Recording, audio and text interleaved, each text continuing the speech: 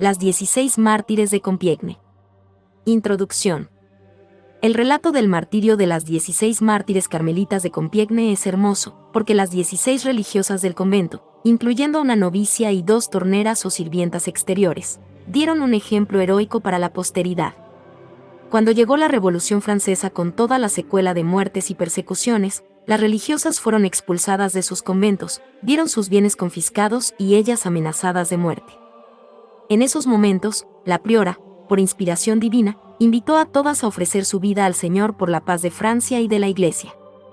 Por su parte, los sacerdotes y religiosos fueron obligados a hacer un juramento de fidelidad a la nueva constitución civil del clero, en la que no aparecía Dios por ninguna parte y en la que se los consideraba como funcionarios al servicio del Estado. Los que no quisieron firmar quedaron privados de la pensión estatal y debían ser encarcelados o expulsados del país. Algunos firmaron por miedo o por creer que no era algo malo, pero muchos otros se negaron a hacer el juramento y tuvieron que huir, amenazados de muerte. Nuestras religiosas de Compiègne hicieron el juramento pensando hacer algo sin consecuencias negativas.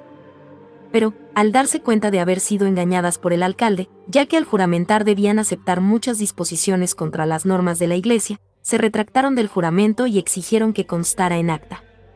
Su condena a muerte fue declarada por ser fanáticas, es decir, por creer en las fantasías y supersticiones de la religión.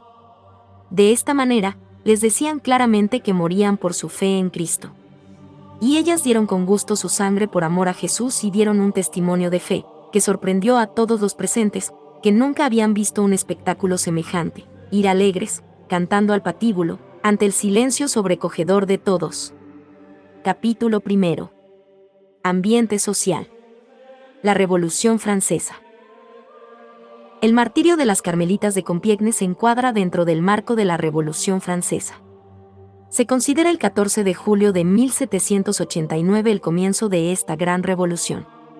Ese es el día de la fiesta nacional de Francia en la actualidad, porque ese día fue la toma de la Bastilla con la que la gente del pueblo quería cambiar las cosas y luchaba contra los privilegios de la monarquía, los nobles y el clero.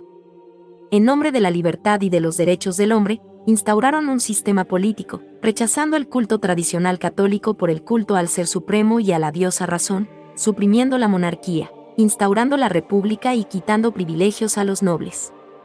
El gobierno estaba formado en un primer momento por la Asamblea Constituyente y quisieron imponer sus ideas, no por la fuerza de la libertad, de la que tanto hablaban, sino por la fuerza de las armas y de la guillotina. Lo cierto es que fueron miles los sacerdotes y religiosas encarcelados y muchos murieron en la guillotina o en las cárceles por los malos tratos. Miles y miles de sacerdotes tuvieron que huir al extranjero, sobre todo los refractarios, que no quisieron hacer el juramento de fidelidad, por el que se sometían al Estado, desligándose de la Santa Sede, como simples funcionarios estatales. El 28 de octubre de 1789, en nombre de la libertad, la Asamblea Constituyente suspendió en el país la emisión de votos religiosos en todos los conventos. El 2 de noviembre se confiscaron todos los bienes de la Iglesia y pasaron a ser propiedad del Estado. En nombre de la libertad, secularizaron a todos los religiosos, porque decían, los derechos del hombre y la vida monástica son incompatibles. El 13 de noviembre prohibieron la entrada de nuevos miembros en las órdenes religiosas y se suprimieron las órdenes religiosas contemplativas. Según los revolucionarios, las leyes de libertad querían garantizar los derechos de las pobres víctimas de los conventos y dejarlas libres, más que cerrar. Querían abrir los conventos para que salieran de él los que supuestamente estaban privados de su libertad en ellos. En todas partes de Francia se presentaban las autoridades municipales en los conventos para hacer el inventario de sus bienes y preguntar a sus miembros si querían salir o quedarse. En el convento de Compiègne, el 5 de agosto de 1790 preguntaron a cada religiosa si quería salir libre y todas ellas, como todas las religiosas de todos los monasterios de Francia, respondieron que no querían marcharse, porque eran felices viviendo con Dios y para Dios, algo que los revolucionarios, sin fe y sin Dios, no podían entender. Creían que ser felices era simplemente estar libres de cualquier norma para poder hacer lo que a uno le gusta, evitando lo que le disgusta humana y naturalmente. Los sacerdotes debían jurar fidelidad a la Constitución Civil del Clero, publicada el 2 de julio de 1790, y los religiosos y religiosas debían hacer el juramento llamado de libertad e igualdad. El Papa Pío X condenó la constitución civil del clero en marzo de 1791 y exigió la retractación. Todo esto creó una división en el clero, ya que habían creado obispos y párrocos elegidos por la Asamblea Provincial, es decir, había ya un clero constitucional elegido por asambleas civiles, sin contar con la Santa Sede. Y esto hacía que en algunas diócesis hubiera dos obispos, uno que había rechazado el juramento, fiel a la Santa Sede, y otro elegido según la Constitución por asambleas populares. Los que no juraban se llamaron refractarios, porque rechazaban la Constitución civil del clero. Las cosas empezaron a complicarse cuando el 21 de junio de 1792 el rey huyó a Varennes. El 10 de agosto de 1792 cayó la monarquía y Francia se constituyó en república. La Asamblea Constituyente empezó a publicar decretos contra la Iglesia. Suprimieron la Sorbona, famoso colegio teológico de la Universidad de París, y prohibieron el hábito a todas las congregaciones religiosas. El 30 de agosto de 1892 hubo arrestos masivos en París. Más de 3.000 personas fueron encarceladas en la capital. En septiembre comenzaron las masacres. En el convento de los padres carmelitas asesinaron entre 1.090 y 1.395 sacerdotes y religiosos.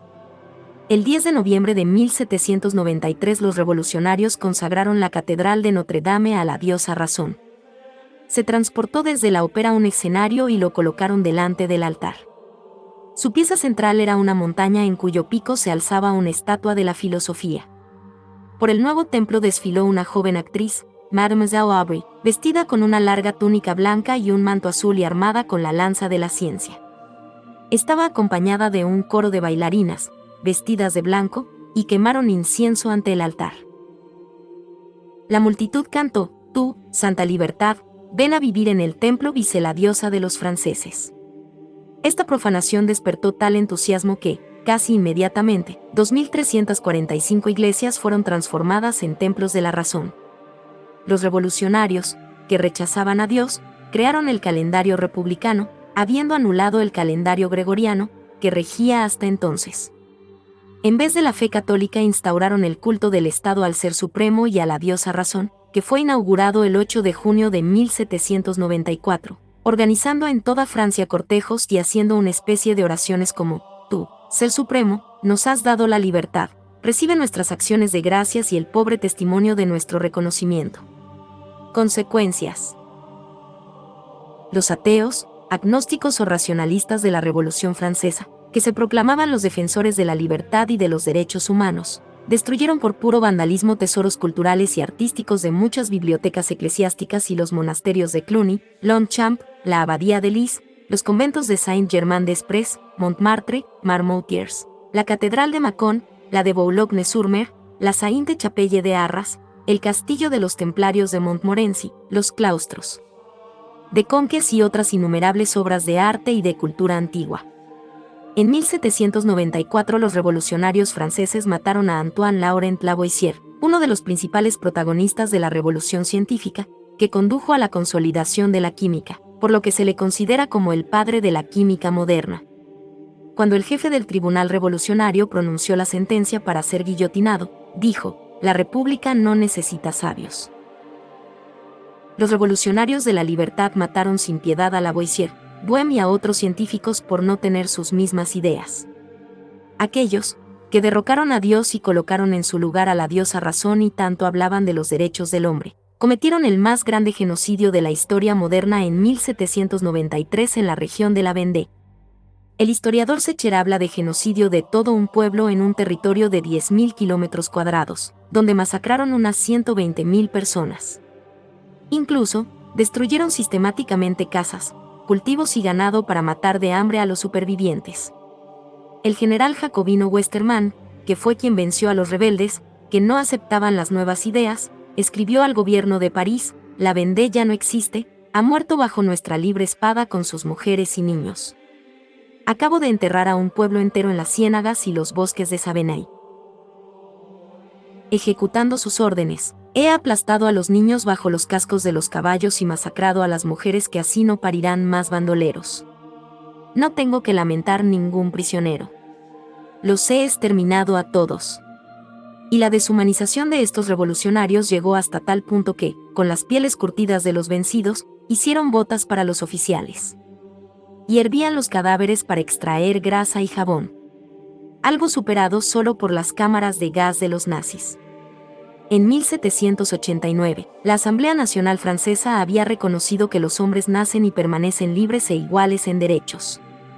Pero eran derechos sin ninguna referencia a Dios, solo porque así lo querían ellos y lo proclamaban. Por eso, podían dar leyes en contra de Dios y de los derechos de los creyentes. Porque los derechos humanos, según ellos, solo se fundamentaban en la pura razón, que puede opinar de diferentes maneras, según convenga. Por otra parte, consideraban que el poder procede del pueblo. Por tanto, cualquier autoridad que no venga del voto popular no tiene validez. Con esto estaban declarando la guerra abierta a la Iglesia, pues el Papa no es elegido por voto popular, la Iglesia no es una sociedad democrática, sino jerárquica. De ahí que en 1790, en la Constitución Civil del Clero, se daban normas para que las elecciones de obispos o párrocos fueran hechas por voto popular, incluso de no católicos y ateos. De la misma manera, habría que votar para definir un dogma de fe.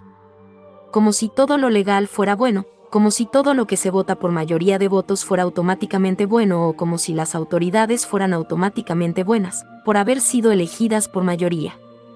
Según algunos historiadores como Donald Greer, en el periodo del terror fueron encarcelados unos 500.000.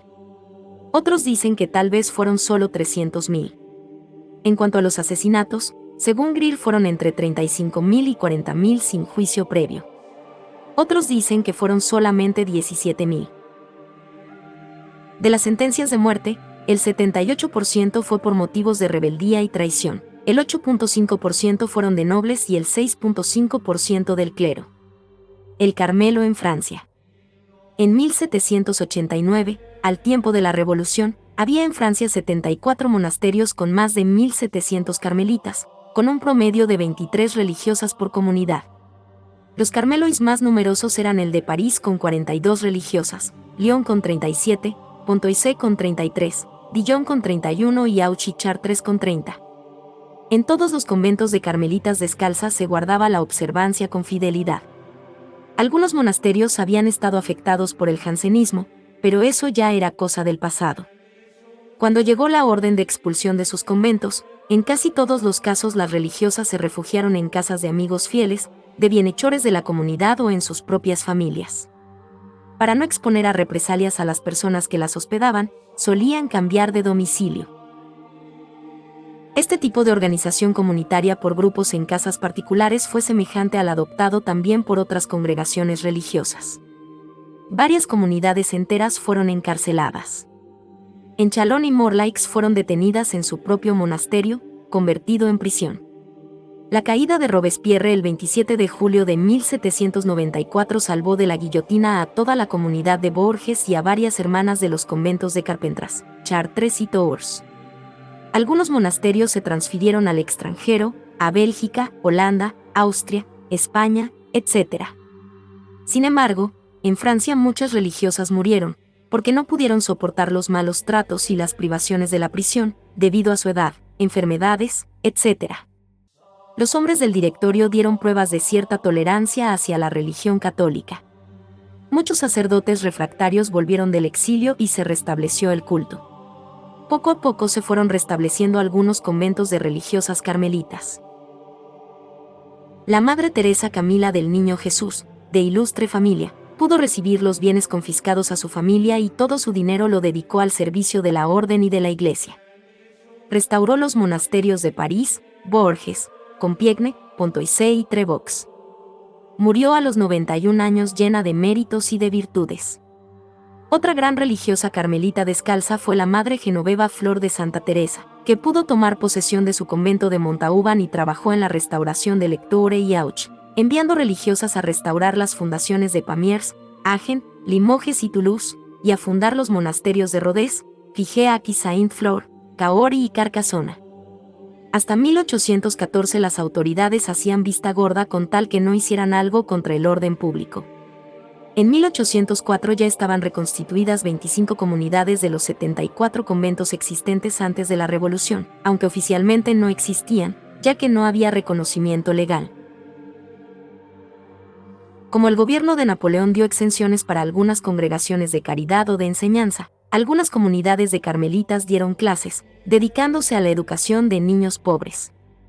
En resumen, en 1845 habían desaparecido 23 de los antiguos monasterios, pero habían sido fundados otros 23 en otros lugares. El futuro de las carmelitas descalzas de Francia ya estaba asegurado. En 1901 hubo de nuevo expulsiones de sus monasterios, habiendo en ese momento 132 conventos, unos 58 más que antes de la Revolución. Pero en 1930, después de las expulsiones anteriores, había de nuevo 135 carmelos. En la actualidad hay unos 75 conventos de carmelitas descalzas con alrededor de 1090 religiosas en Francia. Carmelo de Compiègne. Este Carmelo fue fundado en 1641 por la señora Loubancourt y las carmelitas de Amiens. La señora Loubancourt destinó 20.000 libras para la fundación de un nuevo monasterio. Las primeras fundadoras fueron 2 del Carmelo de París y 6 del Carmelo de Amiens. Las crónicas del convento hacen hincapié en que reinaba el silencio, la observancia regular y la pobreza, a pesar de la cercanía con la corte real, que pasaba varios meses del año en el lugar. Por eso, eran visitadas por Ana de Austria, el rey Luis XIV y, más tarde, por la reina María Aleksínska, que fue muy amiga de la priora. En 1774 fueron también visitadas por el rey Luis XVI y su esposa María Antonieta. En el juicio que les hicieron a las religiosas en 1794, una de las acusaciones fue precisamente el querer restablecer la autoridad de los reyes y tener afecto por ellos, considerados por los revolucionarios como enemigos del pueblo. Al estallar la Revolución Francesa en 1789, en el Carmelo de Compiègne había 15 religiosas coristas, una novicia, 3 conversas, o hermanas de velo blanco, y 2 torneras seglares. De todas ellas, 5 no murieron mártires. 2 de ellas murieron antes del martirio comunitario. Otras 3, que no murieron mártires, no se encontraban en Compiègne en el momento en que fueron arrestadas. Sor Estanislao de la Providencia Alegros y Sor Teresa de Jesús Jourdain estaban en casa del hermano de Sor Estanislao, que estaba triste por la muerte de su esposa.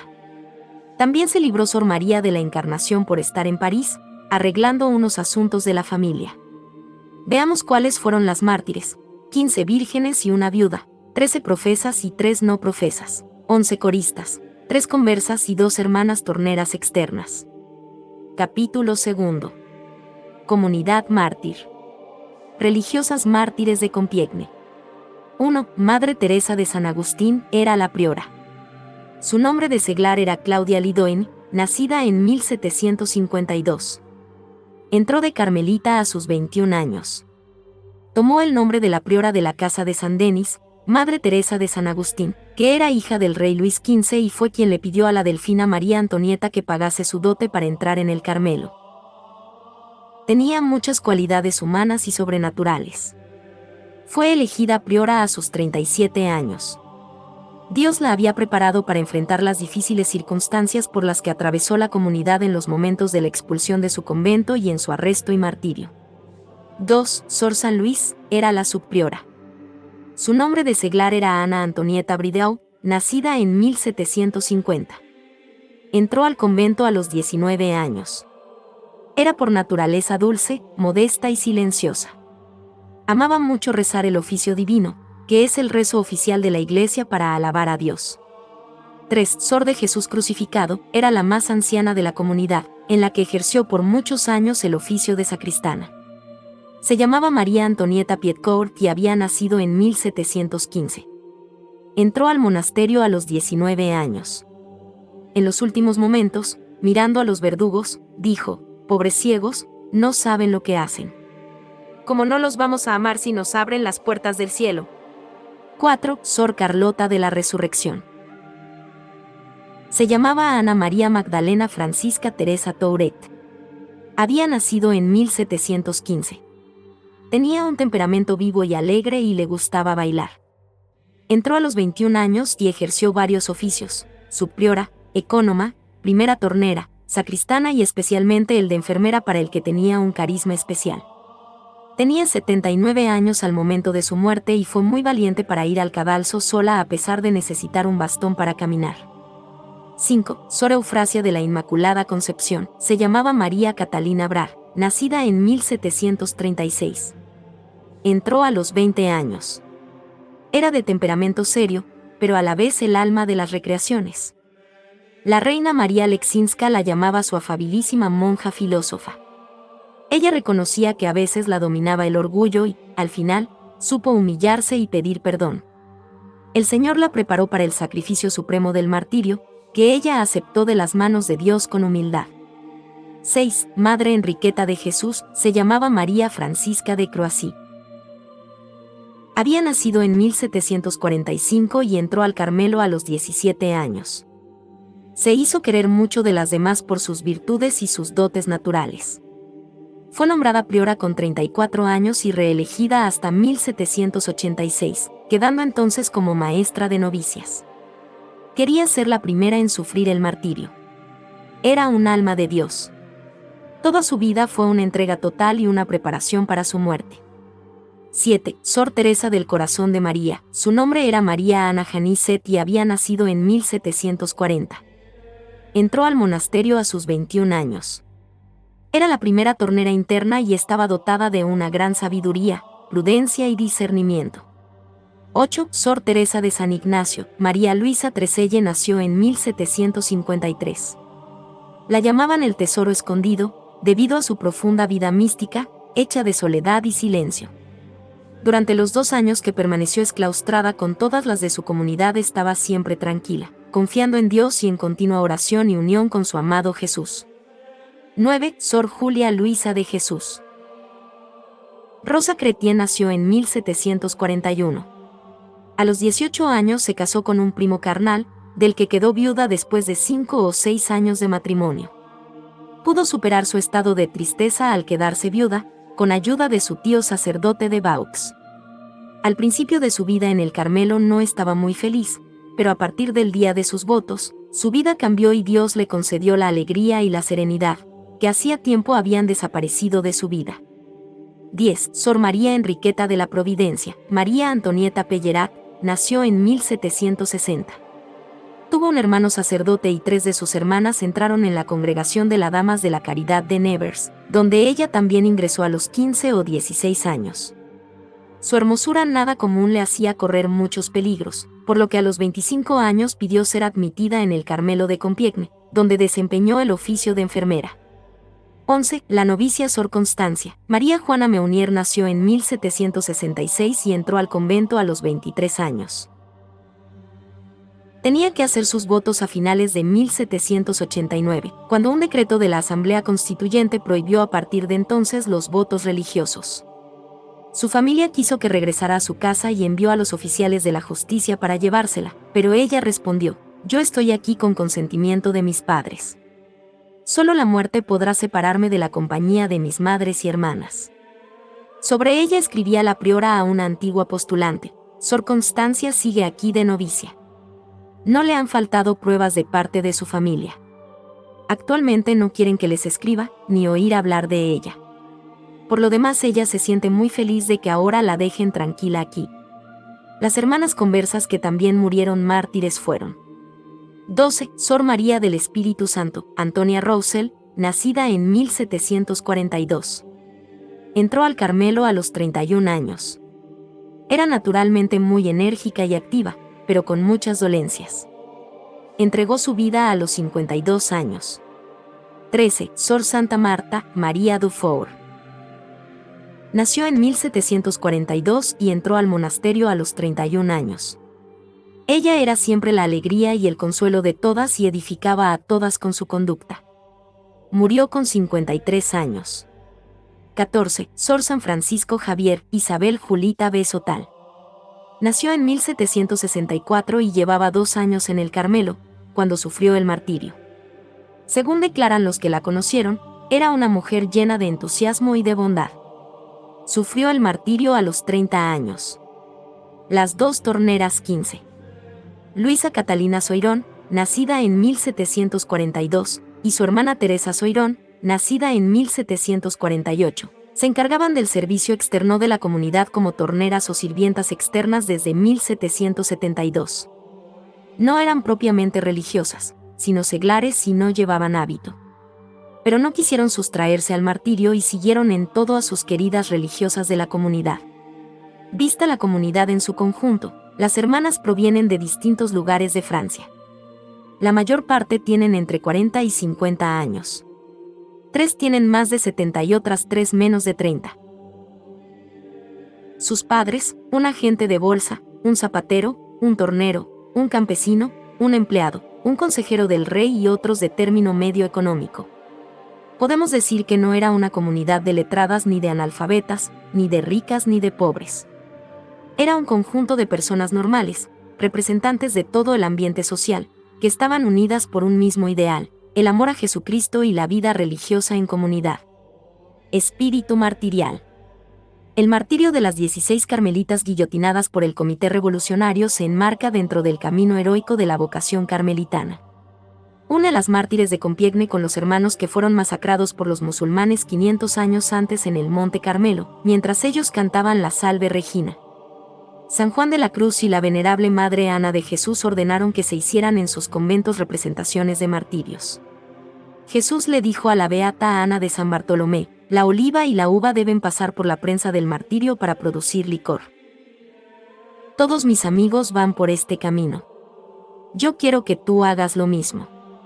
En la vida de Santa Teresa, escrita por ella misma, refiere cómo a los 7 años quiso irse con su hermano Rodrigo a tierras de moros para sufrir el martirio y de esa manera conseguir el cielo fácil y rápidamente. Una vez, estaba rezando la santa ante el Santísimo Sacramento y se le apareció un santo. Tenía en las manos un libro grande, abrióle y díjome que leyese unas letras que eran grandes y muy legibles y decían así: en los tiempos venideros florecerá esta orden y habrá muchos mártires. Santa Teresa refiere: el padre Mariano de San Benito me dijo un día que, estando en arrobamiento, vio muchos frailes y monjas muertos, unos descabezados, otros cortadas las piernas y los brazos como que los martirizaban. ¿Qué esto se da a entender en esta visión? Rogad a Dios, hermanas, y que en nuestros tiempos merezcamos ver tan gran bien y ser nosotras de ellas. Este deseo de la santa se cumplió en Compiègne y en otras épocas de persecución en distintos países. Santa Teresa del Niño Jesús tenía muchos deseos de morir mártir. En 1894, con ocasión del centenario del martirio de las Carmelitas de Compiègne, en el convento de Lisieux colaboraron con la fiesta que se preparaba en Compiègne y Santa Teresa del Niño Jesús estaba tan inundada de alegría que decía: ¡qué suerte, si pudiéramos nosotras tener la misma gracia! Santa Teresa de Jesús escribió: venida a saber los daños de Francia de estos luteranos y cuánto iba en crecimiento esta desventurada secta. Fatigué mucho y, como si yo pudiera algo o fuera algo, lloraba con el Señor y le suplicaba remediase tanto mal. Paréceme que 1000 vidas pusiera yo para remedio de un alma de las muchas que veía perder. Así determiné hacer eso poquito que yo puedo y es en mí, que es seguir los consejos evangélicos con toda la perfección que yo pudiese y procurar que estas poquitas que están aquí hiciesen lo mismo. Confiaba yo en la gran bondad de Dios que nunca falta de ayudar a quien por él se determina a dejarlo todo. Aquí Santa Teresa afirma que una de las razones para emprender la reforma teresiana fue la santificación de las hermanas y reparar los daños que los herejes hacían en Francia. Dicho de otra manera, podemos decir que, además de la santificación de sus miembros, los carmelitas y las carmelitas descalzos deben orar mucho por el bien de la Iglesia, atacada por las sectas de herejes, y orar también por la paz de Francia y de cualquier país que esté en revolución. Víctimas de Holocausto.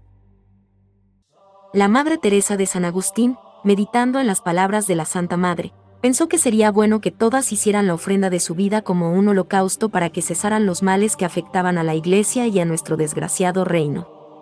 Hablaba de ofrecerse en holocausto al Señor para aplacar la ira de Dios y para que la paz que el Hijo de Dios vino a traer al mundo llegue a la Iglesia y al Estado. Lo comunicó primero a algunas hermanas y después a toda la comunidad. Las dos más ancianas, ante la perspectiva de la guillotina, tuvieron miedo de hacer semejante consagración. Ella las tranquilizó, diciendo que no quería obligarlas y que cualquiera que fuese su suerte Dios les daría la gracia de hacer el sacrificio de su vida. Las dos hermanas se retiraron, pero en la misma tarde vinieron y se postraron de rodillas ante la madre, pidiendo perdón de su debilidad y reclamando que les permitiera hacer el acto de consagración, práctica que se hizo diaria. Las dos ancianas fueron fieles hasta el último día. Recordemos que, unos 47 años antes de la fundación del Carmelo de Compiègne, una hermana, dotada de espíritu profético, tuvo un sueño místico en 1693, que dio origen a una tradición, ya que vio que toda una comunidad era llamada a seguir al Cordero, excepto 2 o 3. Las carmelitas entendieron que el seguir al Cordero se refería al martirio colectivo. Un día en que las hermanas hablaban en la recreación de la fiesta de Pascua de 1792, recordaron el sueño de la anciana hermana Isabel Bautista de Turpingant, en el que había visto a la comunidad subir al cielo, revestida de un manto blanco, a excepción de 2 o 3 hermanas, que el ángel hizo poner a un costado, porque estas 2 o 3 hermanas no estaban para seguir al Cordero. Decían las hermanas, ¿el cielo nos reserva la gloria del martirio? ¿Todas en un día? ¡Oh, qué maravilla! Si pudiéramos encontrarnos así reunidas. Al llegar la hora del martirio no estaban desprevenidas, porque ya lo habían asimilado en la consagración diaria de su vida. Fuera de la comunidad. Sor María de la Encarnación escribió sobre sus hermanas de Compiègne. Después de la supresión de las órdenes religiosas, las autoridades locales visitaron 3 veces nuestro monasterio, actuando en nombre de la Asamblea Constituyente. La primera fue el 11 de enero de 1791 y procedieron a la elección de priora. Decían, queremos una priora de nuestra elección. En la segunda visita comparecieron todas las religiosas una después de otra en el locutorio para preguntarles sobre el motivo de su vocación y ofreciéndoles la libertad si lo deseaban. Pero todas fueron unánimes en desdeñar semejante proposición. La tercera vez les ordenaron abrir todas las puertas e hicieron una minuciosa visita a todos los lugares del convento. Colocaron 4 soldados de centinelas en las 2 puertas de la sala y otros fueron colocados en la puerta de cada uno de los dormitorios y claustros. De nuevo hicieron venir una por una a cada religiosa y nos dijeron que eran nuestros liberadores y querían romper las cadenas de nuestra cautividad. Todos respondimos que el monasterio lo habíamos elegido como nuestra casa y que todo nuestro deseo era vivir y morir en él. Pero el 14 de septiembre de 1792, día de la exaltación de la Santa Cruz, nos obligaron a vestirnos de civil y salir de nuestro convento. Nos dividimos en 4 casas del pueblo y formamos 4 asociaciones particulares, conservando la unidad, obedeciendo a la priora y cumpliendo las santas reglas. Ellas vivían en casas próximas y se comunicaban entre sí. En casa seguían viviendo lo más fielmente posible según las normas y costumbres, rezando el oficio divino y teniendo sus horas de oración. La priora se llevó consigo a las 4 más ancianas. Las torneras exteriores seguían haciendo las compras y repartiendo por las casas los alimentos, que la tornera Teresa Soirón preparaba junto con la priora. Juramento de libertad e igualdad. A los 2 meses de haber salido del convento, se presentó el alcalde un día de noviembre de 1792 a las 8 de la noche en compañía de su ayudante y secretario, pidiendo que se reunieran todas y les comunicó, ciudadanas, no teman por nuestra visita nocturna, es por su tranquilidad y la nuestra. Vengo a que firmen en esta hoja.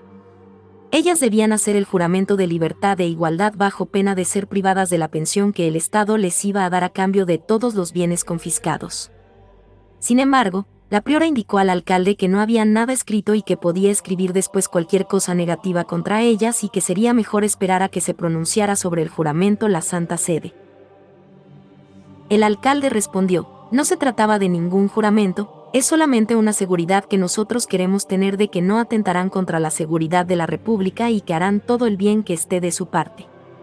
Con esas palabras tranquilizadoras, le creímos y todas firmamos. A raíz de esto, el alcalde se vanagloriaba de habernos hecho caer en la trampa, haciéndonos firmar el juramento de libertad e igualdad. Indignadas, quisimos presentarnos de inmediato para retractarnos, pero algunas personas de confianza nos hicieron ver los inconvenientes que podrían resultar y no hicimos nada por el momento.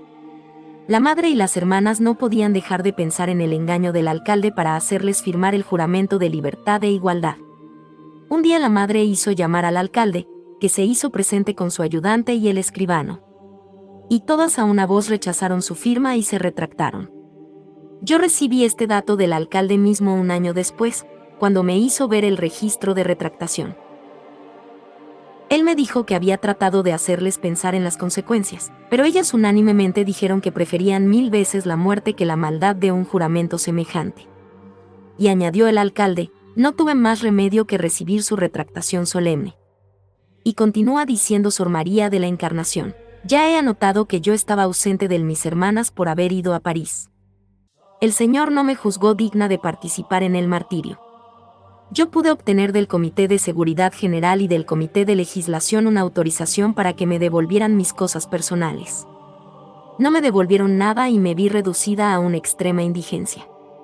Fui a Soissons, a la Casa de Justicia, donde estaban detenidos el obispo y otros vicarios de la diócesis. Pedí a uno de ellos que me oyera en confesión. Le conté sobre nuestro juramento y que hacía 1 año que yo había renunciado a mi pensión. Él me aclaró que debía retractarme, porque mi firma podía ser ocasión de caída para otros. Entonces yo quise a toda costa conseguir la paz de mi alma. Volví a Compiègne a las 10 de la noche. Al día siguiente, fui con mi breviario y un gorro de dormir por si acaso me metían en la cárcel. Fui a la alcaldía y entré en el salón. Mi presencia causó gran sensación y me extrañé de que tomaran una actitud de respeto. No sé si eso se debía a sus remordimientos por el recuerdo de mis hermanas, que habían entregado a la muerte. Yo creía que no me conocía ni el alcalde, ni ninguno de los miembros de la municipalidad. Les dije, ciudadanos, ustedes deben sentir lo que me debe costar presentarme ante los verdugos de mi comunidad. El cielo no me ha juzgado digna de asociarme a su martirio, pero, si he podido librarme del furor de los hombres, no quiero exponerme a la indignación de mi Dios. Yo vengo a declarar ante el cielo y la tierra que me retracto del juramento de libertad e igualdad, que ustedes han hecho escribir en lo alto de nuestras firmas.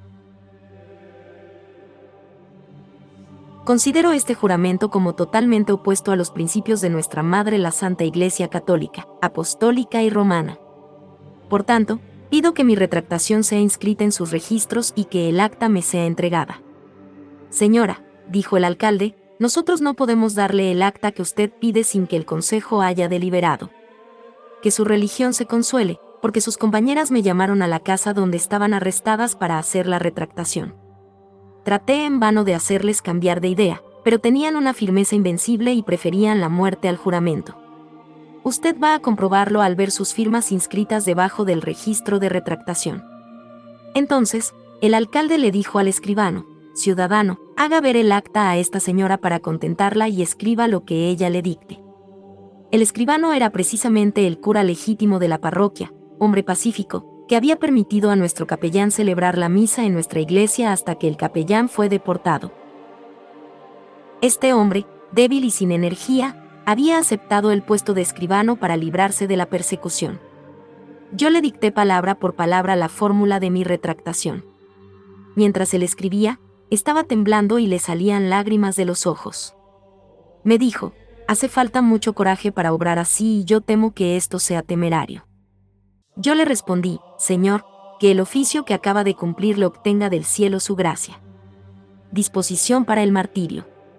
Nos dice Sor María de la Encarnación, en abril de 1794 yo estaba en París, haciendo trámites por asuntos de herencia familiar. También estaba nuestra madre priora llamada por el superior padre Rigaud. Un día íbamos las dos por la calle y vimos un cortejo de víctimas que las llevaban a morir. Yo quise retroceder, pero fui empujada por la multitud. Nuestra madre me dijo que por qué quería huir. Yo le respondí que estaba triste de ver a los santos que iban a morir. Sin haberlo deseado, estábamos en la primera fila, tan cerca de las víctimas que casi tocábamos las carretas. Al momento en que pasaron los desgraciados delante de nosotras, le dije a la madre, mira, madre, esos 2 hombres que los llevan al suplicio. Ellos han fijado su vista en nosotras y parecían decirnos, pronto nos seguirán. La madre respondió, qué bendición si Dios se digna a hacernos esta gracia. Este pensamiento la llenaba de alegría. Otro día oyó el relato de un hombre joven, muy piadoso, que acababa de acompañar al obispo a Passy para administrar a una joven de 15 o 16 años. Mientras el obispo rezaba las oraciones de la recomendación del alma, de pronto la joven sacó sus brazos fuera de las sábanas, juntó sus manos y dijo, mirando al crucifijo, ¿qué veo? Señor, la sangre de tus confesores no es suficiente. ¿Se necesita aún la sangre de las vírgenes, tus esposas? 2 gruesas lágrimas descendieron de sus ojos. El obispo le preguntó qué veía. Respondió: veo gran cantidad de religiosas y en particular una comunidad asesinada por la horda revolucionaria. Veo estas vírgenes cubiertas con un manto blanco y una palma en la mano. El cielo se abre para recibirlas. Y, al decir esto, la joven entregó su alma a Dios. La madre escuchó este relato con mucha atención y dijo: ¿podríamos nosotras alegrarnos de ser nuestra comunidad la que el cielo predestina para tan gran favor? Dios me libre de que este ardiente deseo que tengo de ser mártir me haga cometer la más ligera imprudencia, que pueda ser ocasión de pena para mis hermanas. La madre regresó a los pocos días, mientras yo tuve que quedarme unos días más. Al despedirnos, estaba yo muy lejos de pensar que sería la última vez que la vería. Yo le dije que nuestro obispo Monseñor de Bourdeilles había condenado el juramento de libertad e igualdad y que yo estaba dispuesta a renunciar a la pensión y retractarme. El día 16 de junio de 1794, al día siguiente de llegar la madre de París, el Comité Revolucionario de Compiègne visitó las 4 casas donde estaban nuestras hermanas y buscaron durante 2 días y una noche todos los documentos y escritos, buscando pruebas para acusarnos. Y colocaron soldados en cada casa para vigilar a las religiosas. El 23 de julio fueron arrestadas y llevadas al convento de las Hermanas de la Visitación, convertido en prisión, donde ya estaban las religiosas benedictinas inglesas de Cambrai, arrestadas en Calais en octubre de 1793 por ser extranjeras y estar Francia en guerra con Inglaterra. Las arrestaron en el momento en que se iban a embarcar para regresar a su patria, Inglaterra. Pensaban nuestras hermanas poder compartir experiencias con las benedictinas, pero pusieron muros de separación y las ventanas fueron tapiadas para evitar que pudieran hablar. Sor María de la Encarnación, en la relación del martirio refiere el diálogo de la novicia, Sor Constancia, con su maestra Sor Enriqueta: maestra, ¿cómo le cuesta a mi corazón hacerle este regalo al Señor? ¿Por qué, hija mía? Porque en realidad me parece que lo estoy pronosticando. La muerte, hija mía. Qué gracia tan grande sería para mí, si el cielo me encontrase digna de derramar la sangre por la causa de nuestra santa religión. ¿Hay dicha más grande en el mundo que morir en el seno de Dios? Pero, madre, en el estado de debilidad en que usted se encuentra, ¿cree que va a tener fuerzas para soportar estar encerrada en un calabozo y el horrible espectáculo de un cadalso? Como toda mi confianza se apoya en las promesas de nuestro Señor, espero que no me faltará su auxilio y que, ayudada por un brazo tan poderoso, no podré flaquear. Capítulo 3. La cárcel y el cadalso. A la conserjería. La estancia de las hermanas en el convento cárcel de la Visitación duró 3 semanas. Estaban privadas de las cosas más necesarias. Para comer les daban un poco de pan y agua, y un poco de paja para acostarse. El 25 de junio de 1794 el Comité de Vigilancia de Compiègne envió a París el legajo de todas las cartas y documentos incautados durante las pesquisas en el convento, considerando que habían encontrado pruebas de que estaban en contra de la revolución.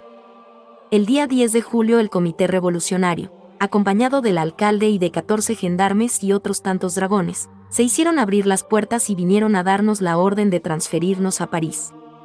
El 12 de julio de 1794, por orden del Comité de Seguridad General de París, las llevaron a la capital. Al salir, la multitud que rodeaba las carretas manifestaba su indignación contra ellas, especialmente un gran número de mujeres, las mismas a quienes la comunidad había ayudado de muchas maneras. Ellas, aplaudiendo y riéndose, decían que hacían bien en cortar esas bocas inútiles. Nuestras hermanas llegaron a París el 13 de julio por la mañana. Fue necesario encerrarlas en la prisión de la Conserjería, que era una cárcel de paso. Sor Carlota de la Resurrección refiere que por causa de su enfermedad no podía caminar sin la ayuda de un bastón. Cuando las carretas se detuvieron frente a la cárcel de la Conserjería, los carceleros las hacían bajar de las carretas. Como ella no podía bajar por sí misma y sus compañeras no le podían ayudar porque sus manos estaban atadas, los servidores la empujaron y la arrojaron al suelo desde la carreta, como si fuera un fardo. El pueblo gritó: «Desgraciados, la habéis hecho morir, la habéis matado». Lo que les hizo creer eso fue que la hermana estaba inmóvil con la cara pegada al suelo. Pero a los verdugos les importaba poco llevarla viva o muerta. Sin embargo, el cielo quería dar a la tierra un espectáculo de edificación y permitió que no le pasara nada grave y pudo levantarse con el rostro ensangrentado. Les dijo a los que la habían maltratado: no penséis que os quiero mal. Os agradezco que no me hayáis matado, porque, si me hubieseis matado, no podría recibir la gloria del martirio, que ahora mis compañeras y yo nos atrevemos a esperar de la infinita bondad del divino Redentor Jesucristo. El señor Mulot, que había sido llevado a París en la misma carreta que la madre priora, sufría por la suerte que le esperaba. La madre le habló y consiguió que sus sentimientos se calmaran y quedara resignado. Igualmente, una de las torneras se indignaba contra la injusticia que cometían con ellas, y la madre consiguió que se humillara y aceptara con acción de gracias la voluntad de Dios.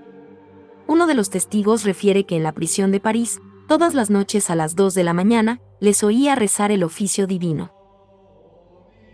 También renovaban diariamente su ofrecimiento de víctimas de holocausto por la paz de Francia y de la Iglesia.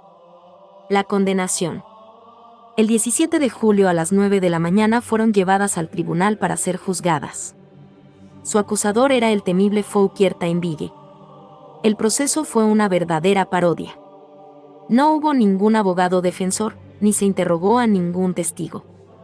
El presidente del tribunal, Fouquier-Tinville, teniendo en la mano el acta de condenación, les dijo: 1. Ustedes son acusadas de haber ocultado en su monasterio armas para los emigrados.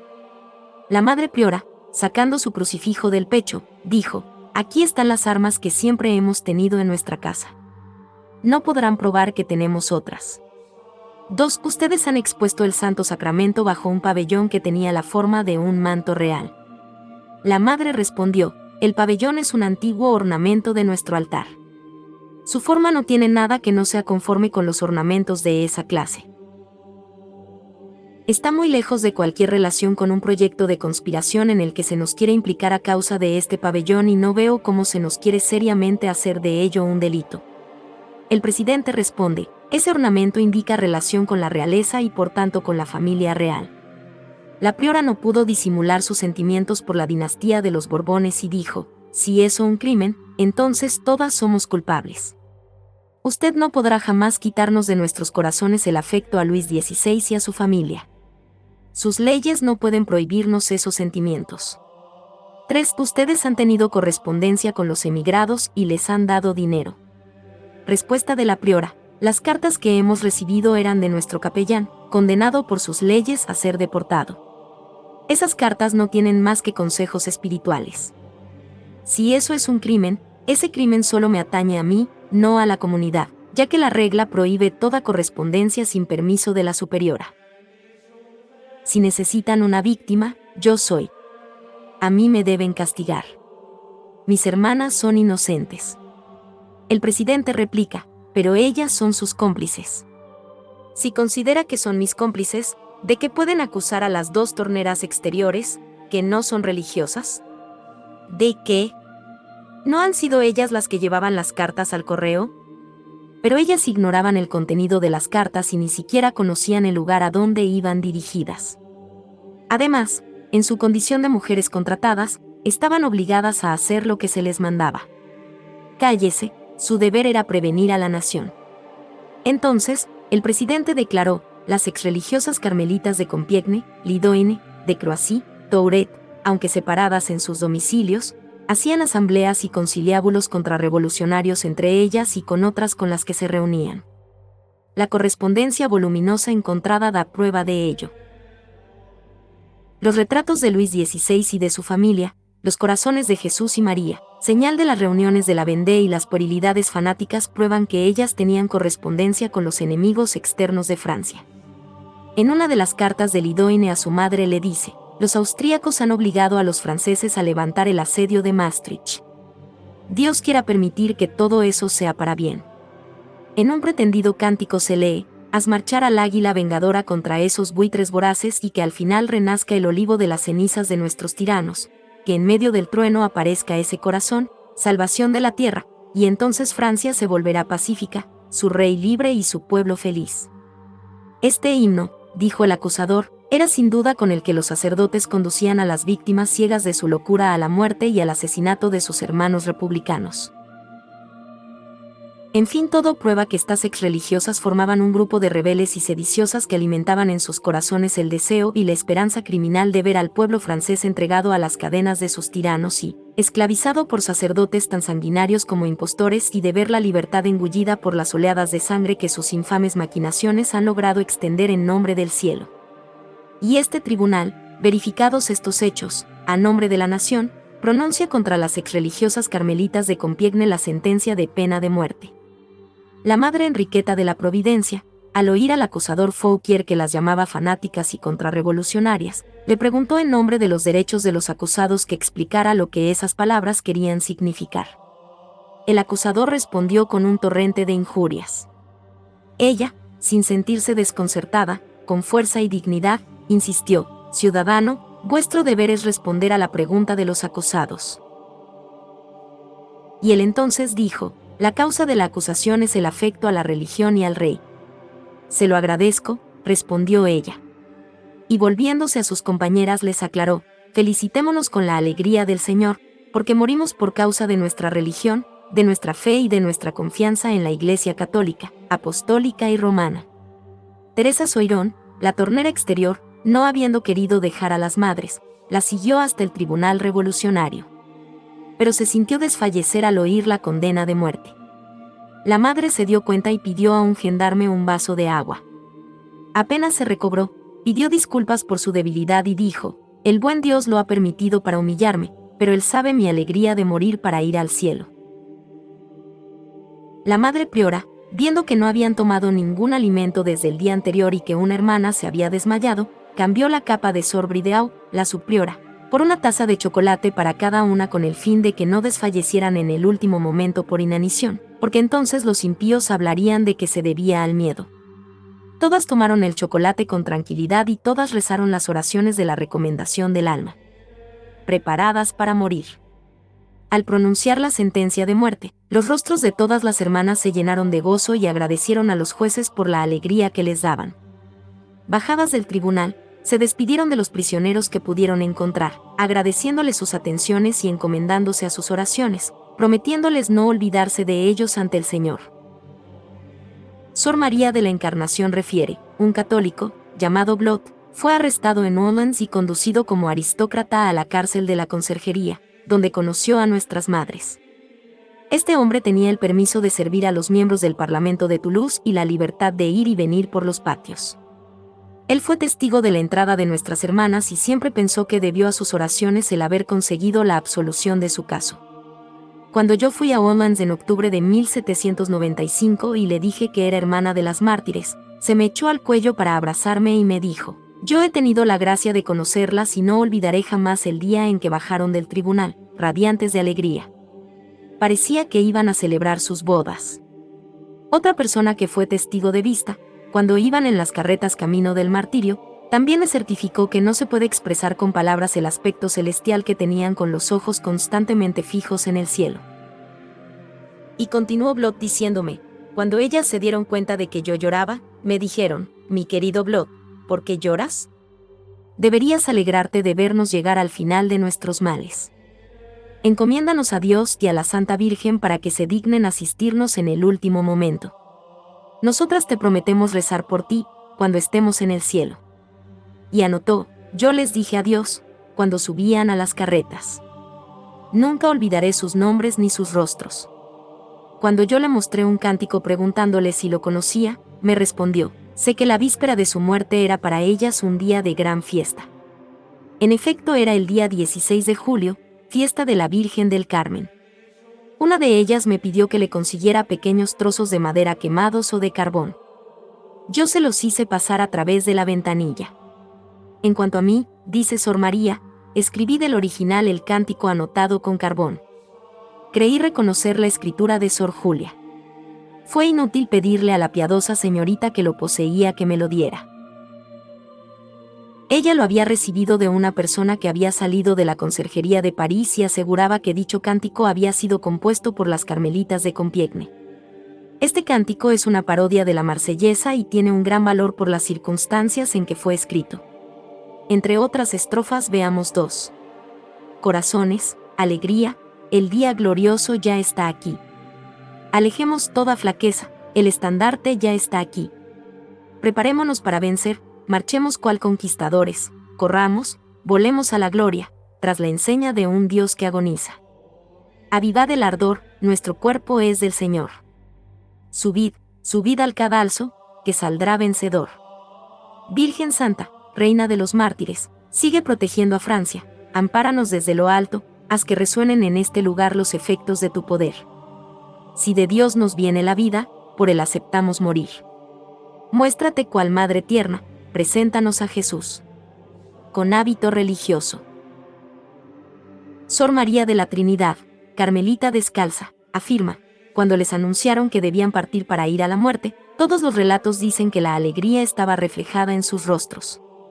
La tradición oral, conservada por la madre Sollecourt, asegura que iban con ropa, si no de sayal, como manda la regla, si de color marrón, y que estaban cubiertas de blanco.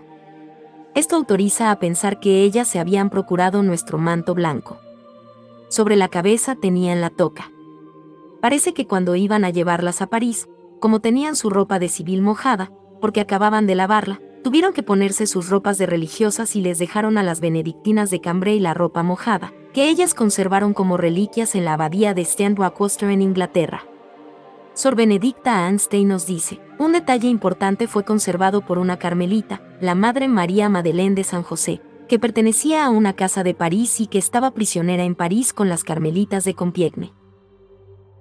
Después del martirio, una amiga le contó haber visto con sus propios ojos que las carmelitas fueron a la guillotina llevando su hábito religioso.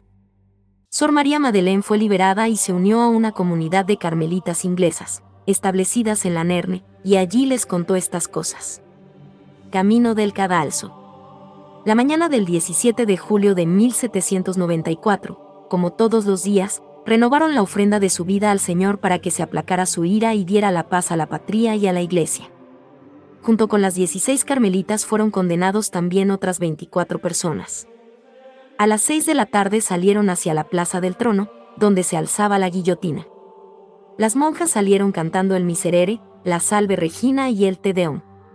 El padre Ori declaró, cuando las carretas con las religiosas pasaban por las calles de París cantando alabanzas a Dios, hubo un silencio sobrecogedor. Los otros días insultaban a los condenados con palabras atroces y gritos de júbilo. Alrededor del cadalso estaban agrupadas un grupo de mujeres inmundas, sin piedad e incapaces de sentimientos morales, que acostumbraban a insultar a los condenados y les gustaba ver cómo salía su sangre a borbotones. Las llamaban las furias de la guillotina. Es algo sobrenatural que ellas hubieran guardado silencio respetuoso como los demás. Sor Inés de Jesús María certifica, en la vida de la Madre Julia Villard, escrita por el padre Clerc, se afirma que el padre Lamarche había confesado en la prisión a las religiosas carmelitas de Compiègne. Era costumbre que algunos sacerdotes dieran la absolución a los condenados. Se colocaban en cierto lugar, cerca del cadalso, para cumplir este ministerio. Para ello previamente se les prevenía a los condenados que estuvieran preparados. Es digno de anotarse que el verdugo y sus asistentes, los guardias y el pueblo, les dejaron cumplir sus obligaciones religiosas sin manifestar la más mínima señal de impaciencia. La misma multitud, que acostumbraba a vociferar contra los condenados, estaba en silencio y, si alguna voz se hacía oír, era para quejarse y decir, ¡qué buenas almas! Van a ir derechas al cielo. El martirio. La madre priora, a ejemplo de la madre de los macabeos, pidió y obtuvo el permiso para ser la última en ser ejecutada.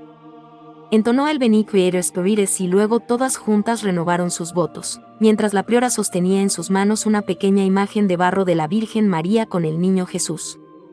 Entonces, llamó a la primera, a la más joven, a la novicia Sor Constancia. Ella, como lo harían las demás, le pidió a la priora permiso para morir y besó la imagen de la Virgen con el niño. Subió sola los escalones del cadalso, no quiso que la ayudaran los auxiliares del verdugo y ella misma se colocó sobre la plancha y cantó Laudate Dominum omnes gentes. Las demás fueron repitiendo cada vez que la cuchilla cegaba una vida más. Sor de Jesús crucificado, cuando los servidores la ayudaron a subir al cadalso, les dijo, yo os perdono de todo corazón y deseo que Dios también os perdone. Cuando le tocó subir a la Madre Teresa, la priora, la imagen de la Virgen se la entregó a la persona más cercana. Actualmente esta imagen se conserva en el Carmelo de Compiègne. Esa misma tarde llevaron sus cuerpos y cabezas, junto con los de los otros 24 condenados al final de la larga huerta del antiguo convento de los agustinos, donde echaron los cuerpos en fosas comunes y las cubrieron con cal viva para acelerar su descomposición. Más tarde se llamó Cementerio de Picpus. Actualmente en ese cementerio hay una cruz de hierro, indicando el lugar de las fosas comunes. Todo está cubierto de césped a la sombra de un ciprés. Se conservan algunos crucifijos, rosarios, relicarios y manuscritos de las mártires, que fueron recuperados en 1799. Testimonios y milagros. La Madre Inés de Jesús María manifestó en el proceso, se lee en la vida de la Madre Chapuis, que enfrente del cadalso de la Plaza del Trono había una pensión de jóvenes y todos los días podían ver las ejecuciones que se realizaban en la plaza. Un joven, llamado Malet, quedó tan admirado por el martirio de las carmelitas que preguntó quiénes eran. Al decirle que eran hijas de Santa Teresa de Jesús, le tomó una devoción especial y, cuando más tarde era militar, llevaba siempre consigo la vida de esta santa. Después de 5 años de matrimonio, quedó viudo y se hizo sacerdote. Se cree, no sin razón, que la visión del martirio de las carmelitas tuvo influencia en su decisión. El 23 de abril de 1896 la Madre María de Gonzaga, priora del Carmelo de Lisieux, enviaba al Carmelo de Compiègne el relato de 2 curaciones atribuidas a las carmelitas mártires. Entre los milagros obrados para su beatificación, está el de la hermana Clara de San José, laica carmelita de Orleans, cuando estaba a punto de morir en junio de 1897. El padre Rosario, del seminario de Brive, fue también sanado cuando estaba para morir en 1897. La hermana Marta de San José, laica carmelita de Vannes, fue curada de tuberculosis y de un absceso en la pierna derecha el 1 de diciembre de 1897. También la hermana San Miguel, franciscana de Montmorillon, fue curada por su intercesión el 9 de abril de 1898. Su martirio no fue en vano. A los 10 días de su muerte, el 27 de julio de 1794, caía el gran dictador y promotor del terror, Robespierre. Llegaron momentos de más tranquilidad, aunque las persecuciones no cesaron hasta el concordato del Papa con Napoleón en 1801. Fueron beatificadas el 27 de mayo de 1906. En 1931 Gertrude Van Lofort escribió la novela La última en el cadalso. George Bernanos escribió la obra Diálogo de Carmelitas, del que hay una película. Por medio de estas obras, la epopeya de las 16 mártires de Compiègne se hizo conocida en toda Europa. Apéndice. Vida de Sor María de la Encarnación. Se llamaba Francisca Genoveva Philip. Era hija natural del príncipe Conti y recibió una esmerada educación. Nació el 16 de noviembre de 1761. Escribe, a los 6 años me colocaron en una pensión de las hermanas Ursulinas de Pontoise, donde yo fui asidua a la enfermería durante los 6 años que allí pasé. Los médicos no encontraban el remedio para curarme de los vómitos de hiel y de sangre que tenía con frecuencia. Decían que debía cambiar de aire y tener distracciones, pero aún así no hubo recuperación de la salud. Después de 3 años, regresé de nuevo a la pensión de las Ursulinas, pero los vómitos eran más continuos y fuertes. Después de estar en algunos lugares, me retiré a la casa de las religiosas de la congregación de Nuestra Señora en Vernon, donde estuve bastante bien hasta diciembre, en que me sentí enferma en todos los miembros y en el interior de mi cuerpo. Tenía 22 años. Pedí oraciones a muchas personas. Un día perdí el conocimiento unos 5 o 6 minutos. Al despertar, quise vomitar y vomité gran cantidad de bilis y de sangre. El médico me decía, señora, encomiende su alma a Dios. Los vómitos fueron seguidos de violentas convulsiones con los brazos y piernas agarrotados. El brazo derecho me lo sujetaron al cuerpo con unas vendas. Me vino la enfermedad de la gota que me producía dolores insoportables hasta que no me aplicaban calmantes y me venían los vómitos. La vista la tenía alterada y la voz casi apagada. Un día me llevaron a Pontoise. Allí encontré al capellán del convento de las Ursulinas, que me ayudó mucho espiritualmente. Un día me dijeron los 2 capellanes de las Ursulinas que iban a exhumar los restos de la venerable Sor María de la Encarnación para la causa de su beatificación y que necesitaban un milagro. Yo grité: «Oh, Señor, soy indigna, pero ustedes capellanes, hagan decir una novena de misas a mi intención y pidan oraciones a las carmelitas durante esta novena. Quisiera que comience el 7 de julio para terminar el 16, fiesta de la Virgen del Carmen». El día 15 le dije al doctor: «Hoy termina la novena y deseo ir mañana a la iglesia». Respondió: «Yo apruebo las oraciones, pero me opongo a que vaya en busca de la muerte». Le contesté: «¿Morir en la cama, morir en la iglesia o en el camino de ida y vuelta? ¿Qué es mejor?». Y él dijo: «Haga lo que usted quiera, yo no quiero ser responsable». Esa noche invoqué a la Virgen, a San José, a mi buen ángel y a la venerable María de la Encarnación. A las 11 de la noche me dormí. A la mañana siguiente temprano, vinieron a llevarme a la iglesia, pero, al verme, los portadores no querían moverme, pues tenía temblores, palidez de muerte y la cabeza caída a un costado. Por fin me acomodaron y me llevaron a la iglesia de las Carmelitas en una silla. Eran las 5 de la mañana. El padre Abar hizo la exposición del Santísimo y celebró la misa. En el momento de la elevación, sentí muchos dolores internos y un sudor frío recorrió mi cuerpo. Yo pedía al Señor que me fortaleciera con el pan de vida de la Eucaristía. Al ir a darme la comunión, el sacerdote se quedó sorprendido de mi estado agónico, me preguntó si le oía y respondí con la cabeza que sí. Yo no sé qué pasó hasta el fin de la misa. Sentí que me volvían mis fuerzas. Esperé a que terminara la misa y me fui a la sacristía. Estaba admirada y pedí que me llevaran a la capilla, donde estaban los restos de la venerable. Los portadores me dijeron que estaba cerrada la reja y querían sacarme de la iglesia cuanto antes. En el momento en que me levantaron con la silla, yo me levanté también. Ellos se sorprendieron y yo les dije: «Ya no tengo necesidad de ustedes». Y fui a arrodillarme a las gradas del altar y hacer la acción de gracias por la gracia de la comunión. Entonces me di cuenta del milagro que había recibido. Podía usar libremente la cabeza, el pecho y el estómago sin el menor dolor. Estaba perfectamente curada. Su curación la llevó a entrar en el monasterio carmelita de Compiègne y el 23 de septiembre de 1786, con 25 años, ingresó. El 23 de marzo siguiente tomó el nombre de su bienhechora, Sor María de la Encarnación. Pronunció sus votos el 22 de julio de 1788. El día del encarcelamiento de sus compañeras, ella estaba en París, haciendo trámites para arreglar asuntos de herencia de su familia, después de la muerte de su padre. Por eso, no estuvo presente con ellas en el momento de su martirio. Lamentó no haber estado presente y haberse unido a ellas. Después, por las circunstancias de persecución y de su mala salud, no pensó en entrar en otra comunidad. Sufrió mucho por su situación de soledad, pasando hambre y frío, hasta que, al final, entró como pensionista en el convento de Sens el 30 de septiembre de 1823.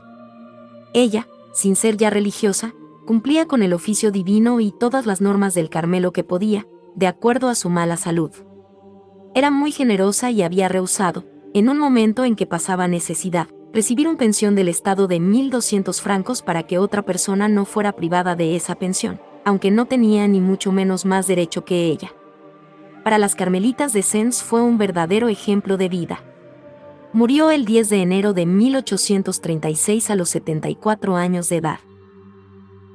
En ese año publicaron los documentos que ella había conseguido guardar sobre su convento de Compiègne y la biografía de las mártires que ella escribió con el título Historia de las religiosas carmelitas de Compiègne, a petición de Monseñor Villecourt, futuro cardenal, superior del Carmelo y vicario general de Sens.